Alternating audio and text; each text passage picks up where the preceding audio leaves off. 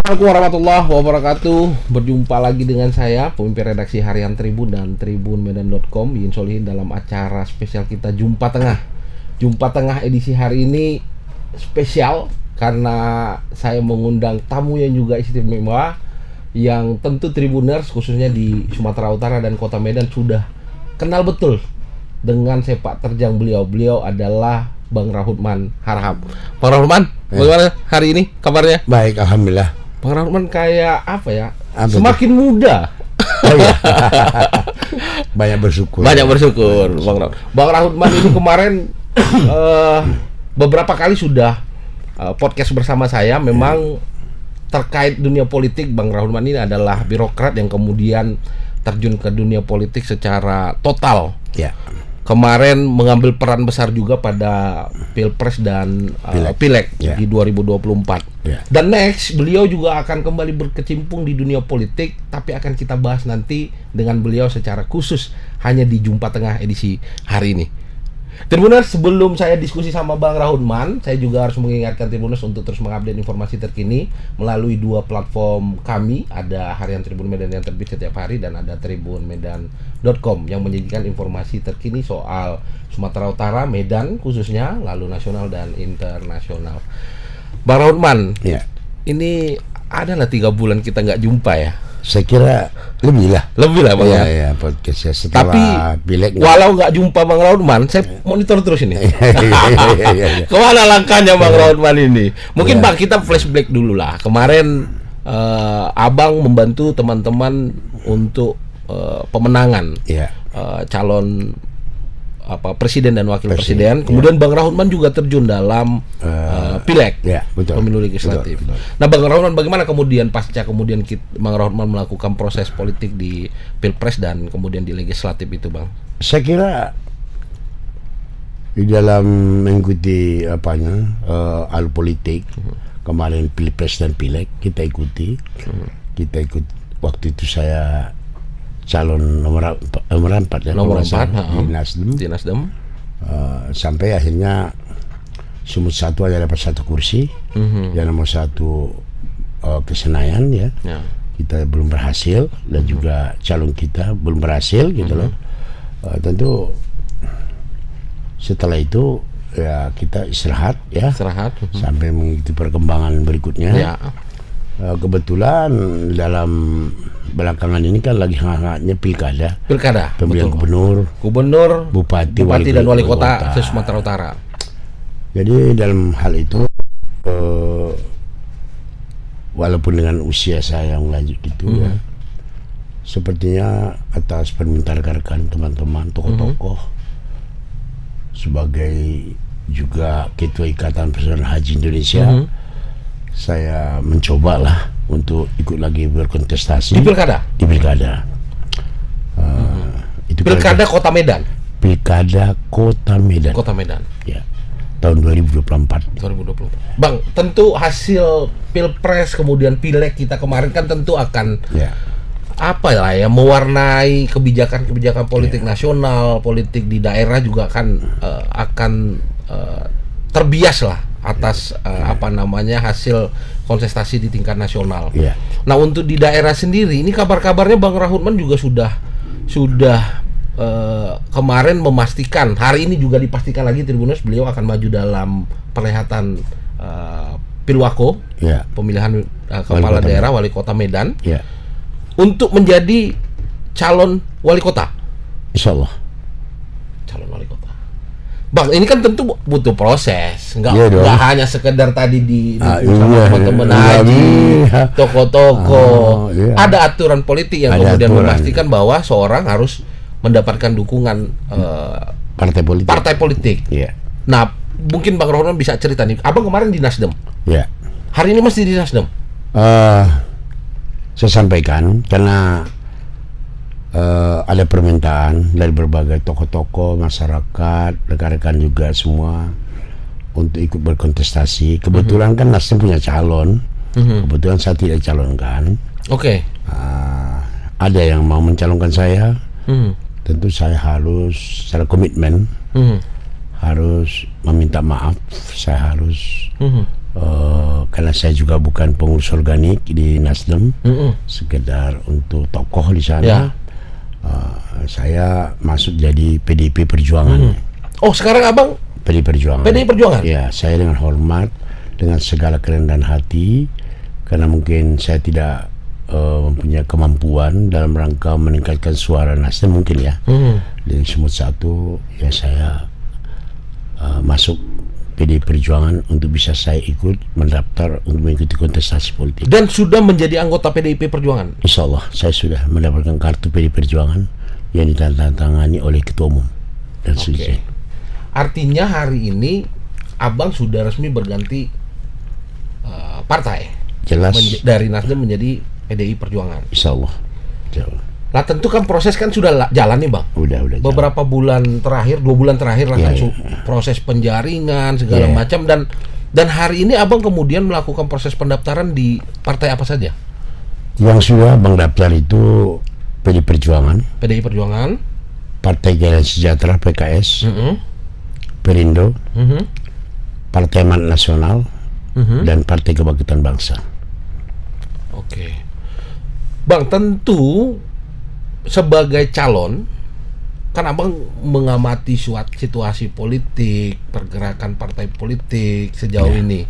Saya memang dapat insight Tribuners dari teman-teman bahwa kemungkinan PDIP itu akan bersama-sama PKS dalam Pilwako. Ya, insya Allah sedang kita coba menjalin kerjasama koalisi. Saya juga udah lapor sama pimpinan ketua pengurus PDIP Perjuangan Sumatera Utara. Saya sedang menjalin komunikasi politik dengan PKS untuk bersama-sama mengikuti kontestasi ini. Artinya kemungkinan besar, walaupun belum ada keputusan dari DPP ya bang.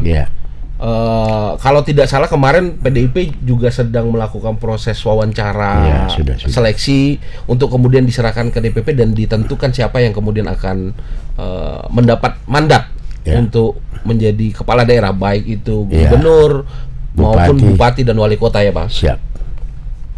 Itu yang terjadi dan saya kira abang sudah melewati tahapan proses itu. Dan sekarang ini tahapan di pusat ya. Kita sudah ikuti semua jenjang aturan main, termasuk dengan PKS juga. Kita coba juga waktu itu ke Demokrat juga sudah. Kabarnya PKS juga menyodorkan nama untuk wakil. Ya wajar lah, dan kita juga mau kok. Abang setuju? Setuju. Namanya sudah ada? Ya masih dirahasiakan lah. Tapi rasanya dengan calon yang kemudian diajukan oleh PKS, abang selaku calon wali kota, oke. Segi apa yang abang anggap oke itu? Saya ingin untuk di Medan ini mengabdi, bagaimana Medan ini ke depan lebih baik. Itu aja yang penting. Motto saya adalah memimpin Medan dengan tegas dan mengayomi. Dan abang anggap calon yang disodorkan oleh PKS itu bisa berkolaborasi dengan abang? Insya Allah. Karena sebagai umat beragama kan kita semua harus ada perenungan ya, istiqoroh lah istilahnya. Ya, saya kira sudah berkomunikasi secara individual, secara pribadi sudah. Cuma kan masing-masing keputusannya di partai politik kan begitu. Dan mungkin gini bang, pertanyaan saya juga secara pribadi, abang oke. Bagaimana kemudian respon PDIP kemudian atas usulan nama yang diberikan PKS? Saya kira kan PKS dulu, baru saya sudah sampaikan saya sedang berkomunikasi politik dengan PKS dan didukung oleh PDIP. Nah, tentu permintaannya kan karena memang pemenang di kota ini adalah PDIP, yang kedua PKS. Akan itu. Insya Allah kalau ini bisa berkoalisi, mungkin tentu satu niat baik kita.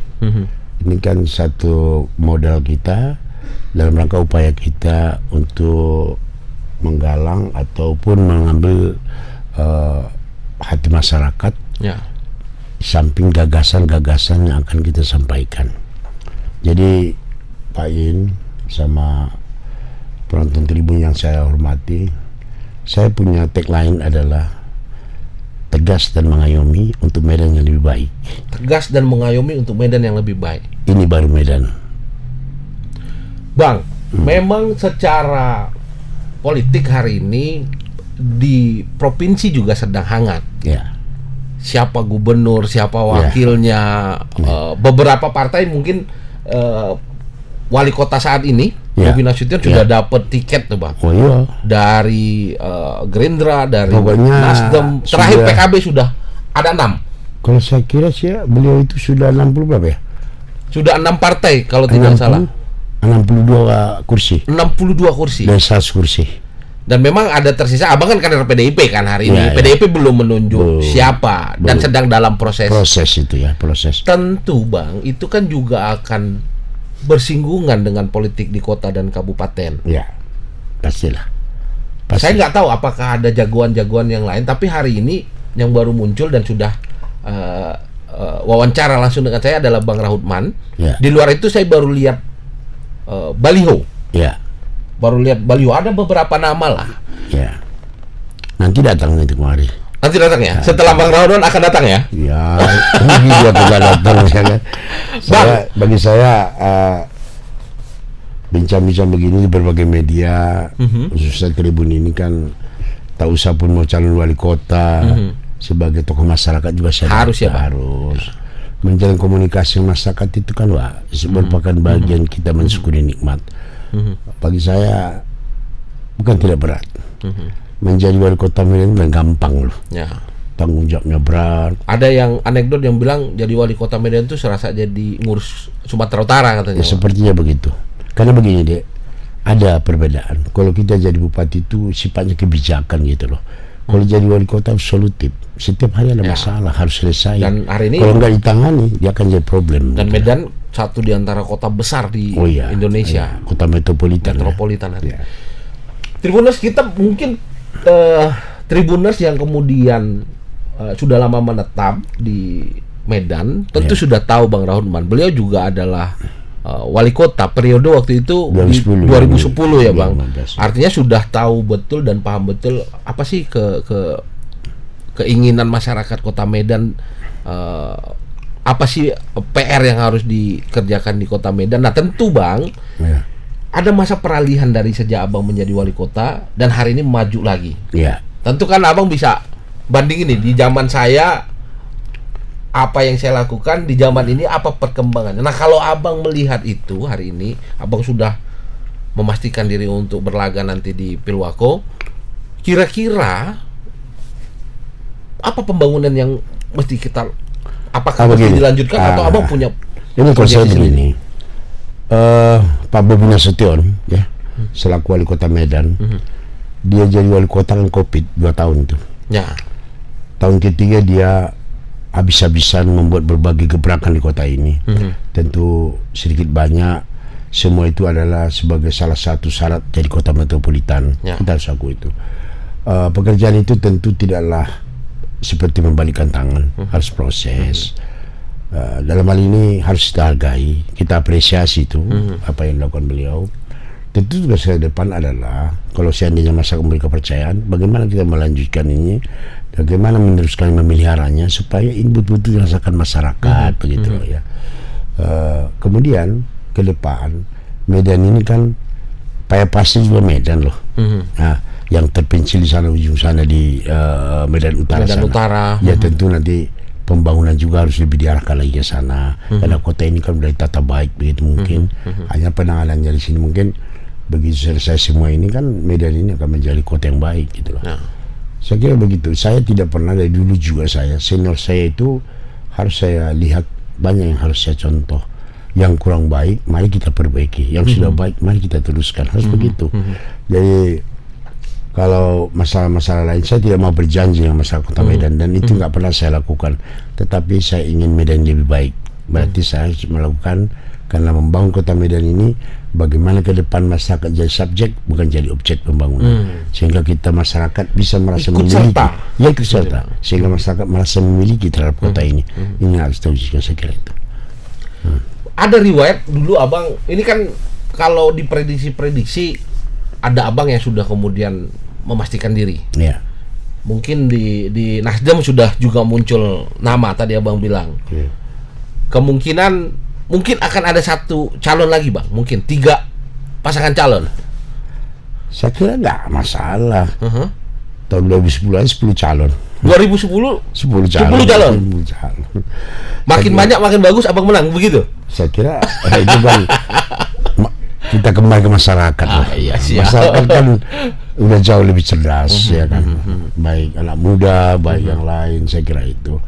Yang penting adalah ke depan kita ingin Medan ini agar lebih terbuka, lebih aman, lebih nyaman, lebih tertib, lebih hidup. Itu yang kita inginkan. Saya kira itu karena Pak Bobi Nasution pun mengatakan bahwa dia berupaya maksimal apa yang terbaik untuk kota ini. Tentu itu harus kita apresiasi juga. Yang penting ada hal-hal yang kurang baik, misalnya pemerataan dan sebagainya, itu pemerataan pembangunan kan saling melanjutkan gitu loh. Jadi, mestinya yang hari ini sudah Medan di kotanya, pusat kota sudah oke, kita geser lagi pembangunannya supaya dirasakan masyarakat merata gitu. Jadi saya kira siapapun calon wali kota tidak usah kita ada kalimat-kalimat apa namanya, kalau saya begini nggak boleh. Karena bagaimanapun pembangunan tanpa keberlanjutan itu masa nggak mungkin, nggak boleh.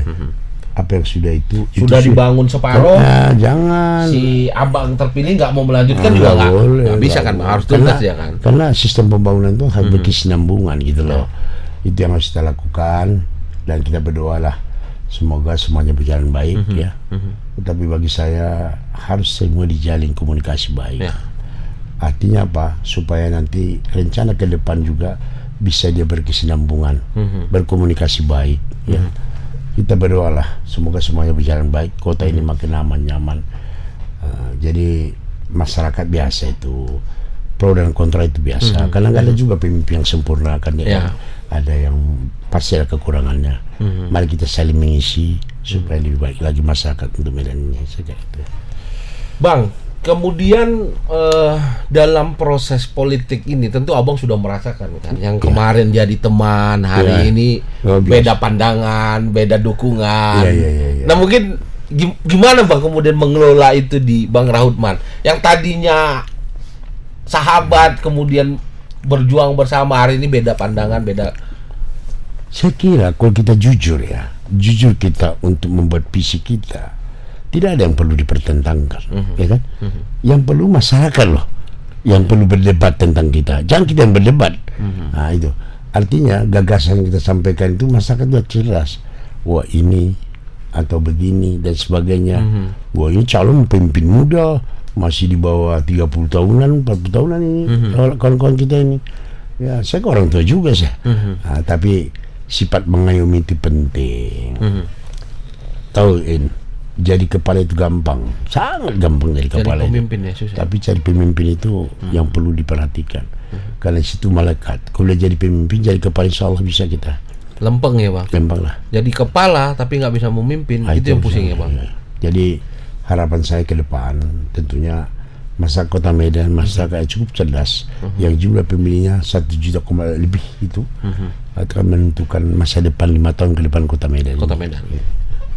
Bang Rahutman, tentu ini kan perjalanan yang panjang ya bang ya. Abang sudah berkecimpung lama di birokrat, kemudian beralih kemudian ke politisi. Marah nggak sih orang rumah bang? Saya jujur, yang pertama saya musyawarah dengan keluarga, pertama ibu minta musyawarah setuju atau tidak. Ya, mereka ibu mengatakan kalau demi kemaslahatan umat silakan aja. Saya juga seperti itu. Yang kedua, anak-anak juga saya musyawarah. Cucu juga kan udah banyak juga. Tapi saya kira karena saya menganggap saya masih sehat, masih bisa memberikan kontribusi, ya saya kira tidak ada masalah. Secara jujur keluarga saya mendukung saya. Keluarga mendukung hari ini bang. Dan langkah yang abang ambil ini lebih ringan rasanya ya bang kalau dari keluarga. Ya pertama kan Pak In lebih ringan lah, beban nggak ada kok. Kita hanya ingin niat baik kita mau berbuat yang terbaik untuk kota ini. Hanya itu aja, nggak ada beban apa-apa lagi. Misalnya anak-anak semua udah selesai juga sekolah, udah kerja semua. Ya saya kira mari kita abdikan kita untuk kepentingan masyarakat banyak lah. Saya kira itu yang penting saya. Apa yang kita lakukan supaya dinikmati masyarakat itu paling terpenting. Terutama bidang kesehatan lebih kita tingkatkan pelayanannya, bidang pendidikan, kualitas pendidikan di kota ini harus kita kejar. Saya kira yang bagaimana meningkatkan taraf hidup masyarakat, bagaimana membina UKM kita ke depan, yang sederhana aja supaya orang nyaman gitu. Sebenarnya semua tujuan pembangunan saat ini ke sana arahnya. Tapi kan karena belum terasakan langsung, kalau belum selesai ya biasalah dia. Ada proses yang butuh yang jadi kalau kita memikirkan secara positif, kalau nanti selesai baru nikmati umpamanya gini gitu. Yang itu perlu kita lakukan sebagai seorang ikut kontestasi. Saya tidak akan pernah mengatakan ini begini lah, enggak boleh. Tetapi apa yang sudah dibuat ini karena waktunya sangat singkat, beliau sudah bisa seperti ini ya, sebagai tokoh muda yang memang punya keinginan. Apa apresiasi lah ya sudah. Ya saya apresiasi loh. Junior saya loh. Kan saya dulu merasakan kalau tantangan itu banyak. Dan rasanya sesama Mandailing ini bang ya. Terlepas daripada itu. Terlepas saya kira daripada itu. Jatuhnya om lah ini ya. Ya namanya juga. Ya kalau bicara kedaerahan seperti itu, tapi bicara dalam konteks profesional, tata kelola pemerintahan, dia adalah junior saya. Nah tentu kita bersama-sama mencoba saya memasukkan lah untuk lebih baik. Saya kira begitu ya. Bang, kemudian tentu kan nanti masih ada proses nih bang. Proses kemarin abang sudah lalui katakanlah fit and proper test, kemudian ada wawancara segala macam. Sampailah nanti kita mesti menunggu kemana arah DPP kemudian memberikan dukungan ini. Yakin ya abang PDIP memberi dukungan ke abang? Insya Allah. Insya Allah. Artinya sudah ada komunikasi jauh lah ya. Ya tentu. Kalau enggak mungkin insya Allah. Cuma semuanya itu kan ketentuannya di pusat, termasuk PKS-nya juga. Ya yang lain juga seperti itu. Nah, seperti kita lihat Pak Bobi kan dapat dukungan sampai 60 kursi berapa? 60 kursi ya? 62 kursi. kursi. Tinggal 38 kursi lagi. Hanya bisa mengusung satu orang lagi. Ya. Nah, jadi ini harapan saya. Dan partai abang belum menentukan tuh. Kayaknya PDIP belum, masih sama aja. Masih dibahas lah. Dibahas lah ya. Kita kan belum bisa mengatakan sesuatu kan, karena kita juga nggak lepel kita pula gubernur kan. Bang, tapi di PDIP ini anggota biasa atau bagaimana? Ya anggota lah. Anggota biasa ya. Semua anggotanya. Pengurus kan lain, struktural. Struktural sama. Tapi nggak ada terasa beda dari biru ke merah itu, nggak ada terasa. Di dalam hati itu. Di dalam hati bedanya dia. Tapi yang pasti politisi itu pasti visi dan misi dia bang ya. Itu yang harus cocok dengan pandangan diri dia. Jadi kalau dikatakan PDIP itu partai yang cilik, yang itu dia memang harus memikirkan terutama rakyat kecil. Bagaimana kita meningkatkan perekonomian rakyat, ya kan begitu deh. Tribuners, tentu ini akan jadi pesta demokrasi kita untuk menentukan siapa pemimpin kita ke depan. Satu kali kita coblos itu 5 tahun kita akan merasakan dampaknya, kira-kira begitu kan bang. Lalu bang, di era pilkada ini sering nanti muncul nih bang, jualan-jualan politik yang rasanya kemudian menyinggung banyak orang. Ada ras lah di sana, suku agama, antar golongan. Kalau Hutman itu tokoh kerukunan umat beragama loh. Oh iya? Iya. Tahun 2012 saya terima itu. Tokoh kerukunan beragama tingkat Asia Tenggara saya terima itu. Artinya apa? Ya tentu yang berbeda itu pasti ada. Tetapi kan kerukunan itu harus dibangun karena kota ini kota heterogen. Ya, saya cut dulu sebentar bang. Tribunus, kenapa saya tanyakan itu? Karena Medan adalah satu di antara wajah Indonesia. Ada pluralisme di sana. Betul. Ada ragam suku, banyak pendatang, termasuk saya bang Rahman. Betul. Ada berbagai agama di sini. Ada berbagai agama. Yang secara corak kita terlihat berbeda. Betul. Lah kan siapapun tamu yang ada di Jumpa Tengah, saya wajib ambil komitmen, Bang. Iya, betul. Bagaimana kemudian komitmen Abang dengan hal ini? Loh, saya udah katakan tadi, 2012 saya menerima penghargaan tokoh kerukunan umat beragama. Itu kan menyangkut semua, termasuk suku. Sahabat kita loh. Jadi kita juga sahabat semua kita. Sahabat semua suku, baik Melayu, baik Tapsel, baik Jawa. Penduduk Kota Medan ini yang paling banyak orang kita Jawa loh. 33% loh. Medannya. Jadi harapan saya itu janji kita terhadap diri kita bahwa kita itu harus kita jaga itu. Ya, jangan sampai ada gesekan. Ini harus kita jaga. Pluralisme dan heterogen Kota Medan ini harus betul jaga. Jadi kekuatan bagi kita untuk bisa membangun kota ini menjadi kota idaman, kota yang baik itu ke depannya. Saya kira itu. Tribuners, tadi sudah ada komitmen dalam Jumpa Tengah bersama kita hari ini, Bang Rorman akan menjaga tadi pluralisme dan heterogenisme di Kota Medan. Wajib itu. Nah, saya sambil baca WA Bang, beberapa teman memberi masukan, Bang, itu Bang Rorman dulu waktu jadi wali kota agak ngeri-ngeri sedap katanya. Oh iya, betul. Ya. Apa yang ngeri-ngeri sedap itu, Bang? Artinya saya melaksanakan juga tegas saya. Kalau memang itu udah keputusan, laksanakan. Nah, mengayomi itu saya selalu merangkul masyarakat. Mau sebelum mengambil kebijakan, keputusan, saya harus dekat-dekat dengan para tokoh agama, tokoh masyarakat. Kita bicara, kita buka dialog. Maka dulu ada itu acara Kopi Morning Wali Kota, Wali Kota mendengar. Abang membuka saluran dan ruang komunikasi kepada masyarakat. Wajib dong. Agak sulit ya kalau wali kotanya susah ditemui nanti ya. Ya, bagaimana kita tahu kondisi yang sebenarnya di bawah? Jadi sistem pembangunan itu juga seperti itu. Harus kita buat dari bawah, bukan dari atas gitu loh. Saya kira itu yang perlu kita lakukan. Termasuk mungkin bagaimana kemudian seorang pemimpin ini, Bang, tadi memastikan bahwa aparaturnya yang bekerja untuk masyarakat itu menjalankan tugasnya dengan tegas. Kita harus tegas tadi. Baru masyarakat mengayomi. Tentu tadi kan ngeri-ngeri sedap itu mungkin kalau nggak melanggar ya nggak ngeri kan gitu kan, Bang. Kita gaul kok. Cuma serem aja nampak orang. Kalau hati kita kan biasa aja sih. Ya enggak lah. Kalau dibilang ngeri-ngeri sedap itu bukan berarti negatif itu. Ya. Dalam arti kata positif. Konteksnya adalah ketegasan dalam menjalankan kesepakatan yang sudah kita ambil. Saya itu, Dek. Kenapa? Karena kota heterogen itu kan kita harus gitu, Dek. Tapi mengayomi semua kita, itu loh. Bukan berarti kita tegas itu untuk sepihak, tidak. Nah, ya kalau aparatur pula kita fungsikanlah mereka, kita pikirkan kesejahteraannya supaya bisa mereka maksimal. Nggak mungkin orang dipaksa kerja kalau dibiarkan begitu. Itu tanggung jawab kita sebagai pemimpin gitu loh.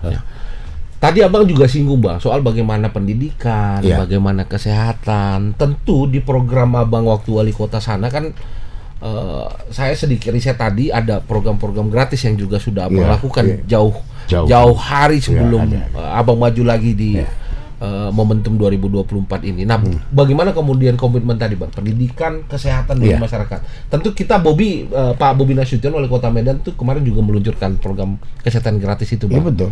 Nah, bagaimana kemudian komitmen nanti, kita Bang? tinggal melanjutkan membuat komitmen itu supaya artinya sudah sama ini, Bang, ya? Tracknya sudah. Kita harus lanjutkan itu. Kita lihat apa yang belum benar, kita perbaiki. Yang harus kita lakukan, koordinasi bagaimana gitu loh. Termasuk pendidikan. 20% loh dana pendidikan. Bagaimana kualitas pendidikan? Apalagi sekarang kita bukan ngurus SMA lagi. Kita tinggal SD sama SMP. Jumlah SD 380 sekian, jumlah SMA 40, SMA lagi 45. Bagaimana madrasah, bagaimana guru-guru madrasah, semua itu nanti akan kita urus. Nah, itu maksudnya. Sederhana aja kita. Nggak usah kita berlebihan untuk buat konsep gagasan. Biasa aja. Bagaimana kita bisa memberi bantuan kepada UKM, bagaimana menempatkan mereka pada tempat yang sesungguhnya, sehingga kota ini betul-betul aman, nyaman. Begal-begal itu lama-lama tidak ada kan begitu. Itu harus. Dan lama-lama harus stop. Dan kemarin Abang juga sempat gerah-gerah ya, bahkan sampai hubungi aparatur untuk kemudian dibegal ini ya, Bang. Saya memang. Kabarnya kemarin juga satu di antara keluarga, Bang. Jadi korban. 40 juta loh. Bocor khusus itu. Jadi ini harus kita jadi perhatian. Tapi saya kira belakangan ini pemerintah daerah kota ini sudah mulai bertindak tegas itu. Itu harus kita jaga betul. Makanya peran kepala lingkungan itu harus ada dalam garda terdepan untuk ikut menjaga lingkungannya itu. Libatkan masyarakat. Apa yang perlu? Jadi kalaupun tradisional katanya pos kambing itu, ya itu penting gitu loh. Ya, walaupun sejak zaman kakek saya mungkin ya, Bang. Bang. Tapi itu kenyataannya gitu. Malah kalau dia apa kan di Bali malah masyarakat yang buat itu kan. Pecalang ya, itu. Ya, masyarakat itu, Bang, ya. Apa masalahnya kita? Jadi mungkin membangkitkan kepedulian masyarakat kita. Itu dia. Tadi kan, Bang. Itulah mengayomi itu. Kita harus pendekatan, approach dengan masyarakat begitu loh. Membuka ruang diskusi. Ya gini Pak, kalau kita bicara preman apa sih? Apa itu preman? Itu penting. Apa itu? Bagi saya nggak ada preman biasa. Manusia itu kan. Manusia biasa. Jangan kalau belum ada kita menikam depan orang. Biasa aja nya. Yang penting kita pikirkan bagaimana lapangan kerja supaya lebih terbuka. Jangan-jangan dia begitu karena dia nggak punya pekerjaan. Nanti kalau misalnya memenuhi anggaran setiap kecamatan buat pelatihan keterampilan untuk bisa mandiri anak muda, supaya tidak mau cenderung tamat mau kerja jangan, tapi dia bisa mandiri, berjualan kayak dia kayak bikin mobiler dan sebagainya bisa kita lakukan. Saya kira itu. Dan itu juga menyentuh langsung kan, masyarakat. Ya. Bang Rahman ini juga mengelola pengajian ya, Bang ya? Ada. Yang hari ini itu isinya mama. Ya, saya khawatir nih mama nih yang dorong-dorong Bang Rahman. Enggak juga. Ya kebetulan itu kan pondonya Majelis Taklim Hadijah. Itu ibu yang pondernya. Iya, pondernya. Kemudian dia punya rumah tapis Al-Quran ada. Memang udah lama, udah puluhan tahun juga itu. Oh sudah puluhan tahun Bang ya. Sekarang. Ya itulah yang kita lakukan kegiatan-kegiatan supaya ke depan artinya bisa kita bangun, karena pembinaan kita semua ini kan harus kita mulai dari sejak dini gitu loh.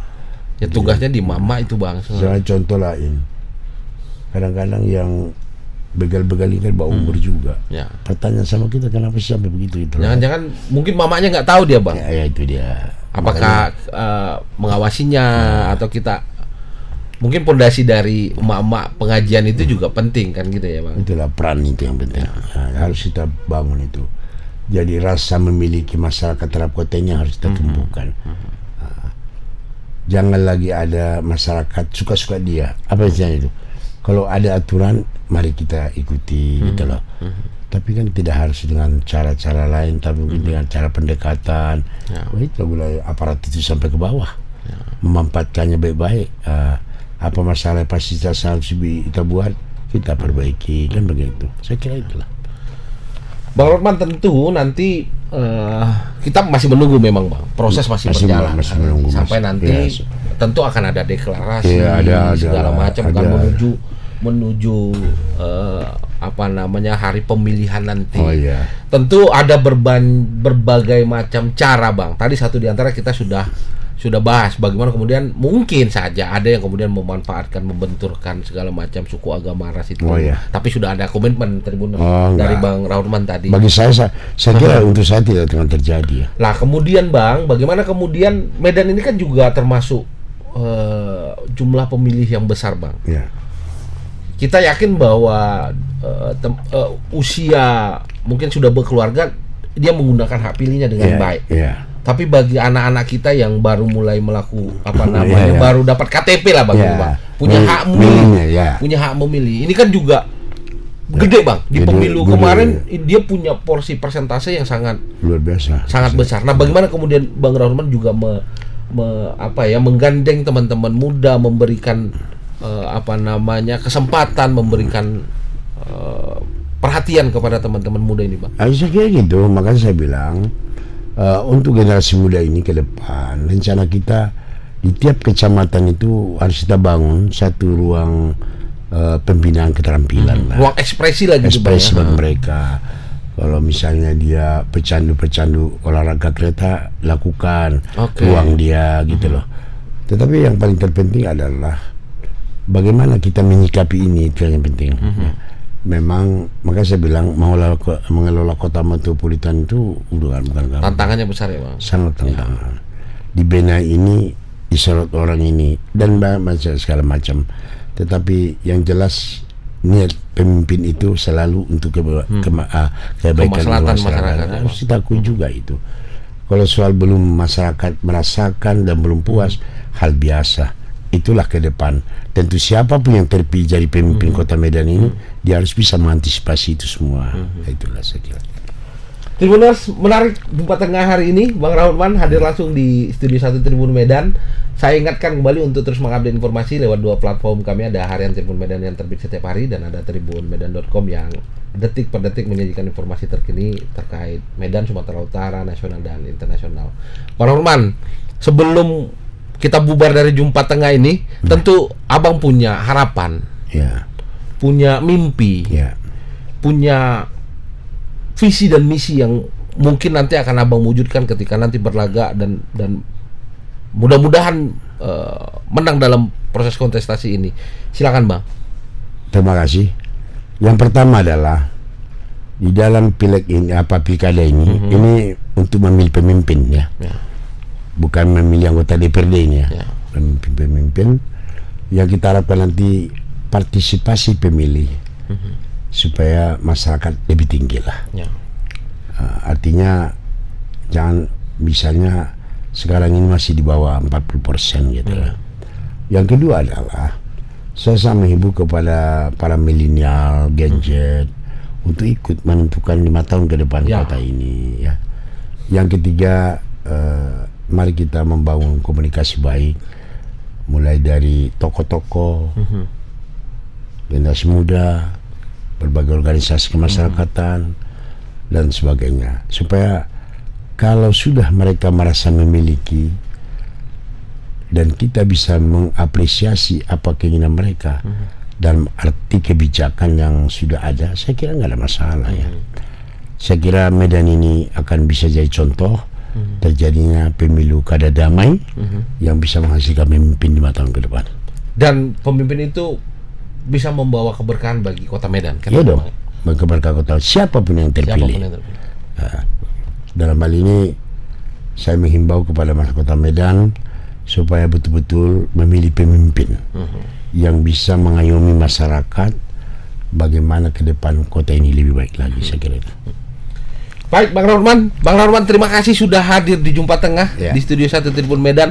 Sukses buat Bang Rahman. Ada proses panjang, mudah-mudahan hasilnya bisa berkah dan sesuai dengan kemauan dan cita-cita Bang Rahman. Tribuners, terima kasih sudah menyaksikan Jumpa Tengah edisi spesial hari ini. Kita berjumpa di Jumpa Tengah berikutnya, episode berikutnya, dan tetap sehat. Mudah-mudahan 5 tahun ke depan di 2024 kita menentukan kepala daerah kita gunakan hak suara kita agar siapapun yang terpilih nanti itu adalah hasil suara kita bersama. Sekali lagi terima kasih. Wassalamualaikum warahmatullahi wabarakatuh. Horas.